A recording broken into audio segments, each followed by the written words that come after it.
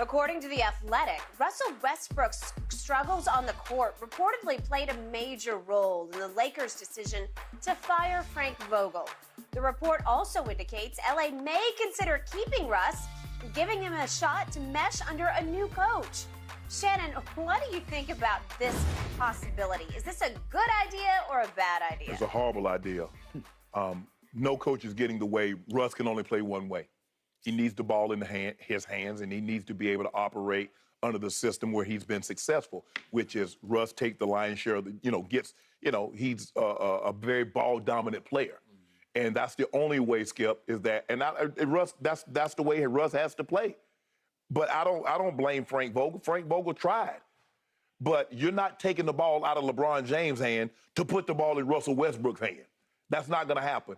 And when LeBron was away, that was his opportunity to show what he could do. And what did he do? So I don't get what I get it. $47 million, Skip. It's going to be very hard to move him without putting those first-round picks in 27 and 29 involved, however far it projects out.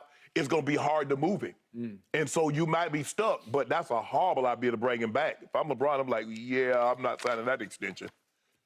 So, if I understand this correctly, the premise here is that they blaming Frank Vogel for the Lakers brass, the whole front office has decided or deluded themselves into believing that it's all Frank Vogel's fault. Yes. They're going to demonize him now that he's gone. Yes. He was the reason that Russ was no longer Russ. Right. And yet, hold on.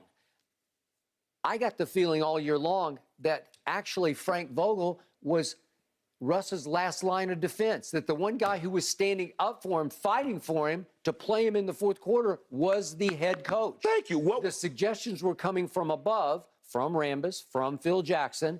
You got to bench him in the fourth quarter. And it was written many times that Vogel and Brian Windhorst. Yeah, that he fought.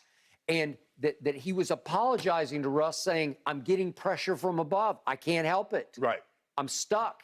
And he fought for him, and he did bench him a couple times, but then he went right back to him and stuck with him through mostly, it wasn't thick and thin, it was just thin. Right. Right? And that's the thing, though, Skip.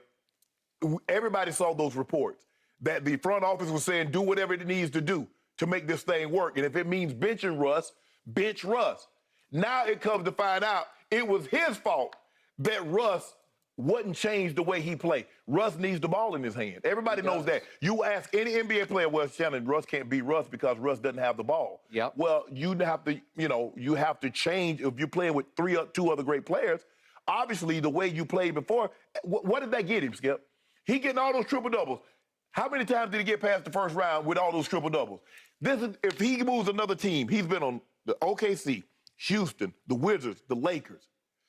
4 years, a top 75 player, 4 consecutive years has been on a different team. And don't nobody think it is. So whose fault was it in Washington? Whose fault was it in Houston? Whose fault was it in OKC? One common denominator. Frank Vogel wasn't in all those 4 stops. He was not. One person was. But now Frank Vogel come in and it's easy, Skip. The guy's gone. Frank Vogel was terrible. Frank did win you a title. But LeBron says, man, look here, Ty Lue can get it done. You didn't want Ty Lue. You won't say anything about that. But LeBron wanted Russ. You won't mention that LeBron wanted Ty Lue. LeBron wanted Monty Williams. That never leaks out. The front office never leaks that out. But he wanted Russ. So he got to find a way to play with Russ. So they're suggesting that the new coach that Phil Jackson and Kurt Rambis choose. Correct. Beyond LeBron's input, that the new coach will fix Russ. Well, the truth is, Russ is exactly the same player he was in the early days in Oklahoma City. He's extremely just not as athletic. Well, okay, you got me. But extremely high turnovers and a shockingly poor shooter from 3 and the free throw line. Skip, now he's terrible in the paint. Terrible in the paint, can't convert, can't even dunk anymore, can't hold on to the basketball. Worst hands of any point guard I have ever seen at any level, including college. Yes. Well, he got exposed because he was finally home. He got to be the point guard for his Los Angeles Lakers he grew up living and dying for. And guess what? He, quote-unquote, died this year because he got exposed on the biggest stage in professional basketball. Skip, actually, he's played the exact same. The only difference is that because it's the Lakers, they're on television, they're getting critiqued because they expected to win a championship or contend for the championship. So now we got to look at everything. We get to scrutinize everything. It's kind of like when the audit the IRS start going over that thing with the old fine-tooth comb, they're like, okay, yeah. Now, all of a sudden, you get the scrutiny. Russ is playing the exact same way. Yep. He played in Washington. The exact same way he played in Houston. The exact same way he played in OKC. He's just not as athletic. And now, Skip, he can't finish in the rim, at the rim. No. So now, he's always been a terrible three-point shooter. And I don't know what happened to his free throws because at one point in time, early in his career, he was like 80%, Skip. He was. And then it just nosedived. Now it's in the 60s. Yes. Okay.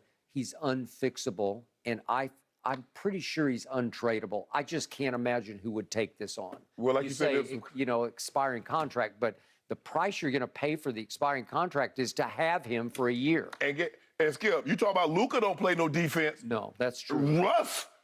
No, none. Can't win. Can't overcome him. No. Sorry. Nope. They got to do something, Lakers. Come on now. All right, gentlemen, still to come today. Did Tom Brady just prove he's the most popular player in the NFL? He did it again. Stick around. That's coming up next on Undisputed. No